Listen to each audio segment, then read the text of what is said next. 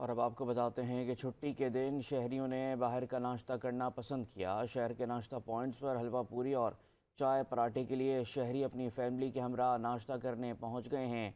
मज़ीद जानते हैं हमारी नुमाइंदा दुआ गफ्फार से, जो इस वक्त वहां पर मौजूद हैं। जी दुआ, आगाह कीजिएगा।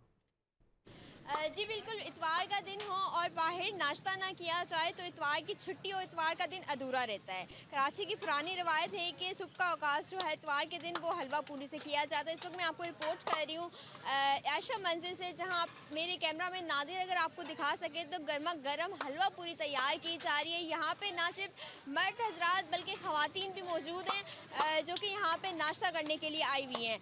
हम लोग अक्सर देख रहे होते हैं कि इतवार का दिन जो है उसका आगाज़ सुबह सवेरे नाश्ते से किया जाता है और पुरानी रवायत है कि हलवा पूरी इतवार के दिन ना हो तो इतवार अधूरा रहता है। लोगों की लंबी कतारें भी मौजूद हैं जो यहाँ पर आकर नाश्ता कर रहे हैं और अपने दिन का जो आगाज़ है वो सुबह सवेरे हलवा पूरी से कर रहे हैं। इस वक्त आपको मेरे पीछे लोगों का बड़ा हुजूम नज़र आ रहा होगा जो यहाँ पे हलवा पूरी खा रहे हैं और उनका यही कहना है कि इतवार हमारा अधूरा रहता है जब तक हम हलवा पूरी ना खाएं।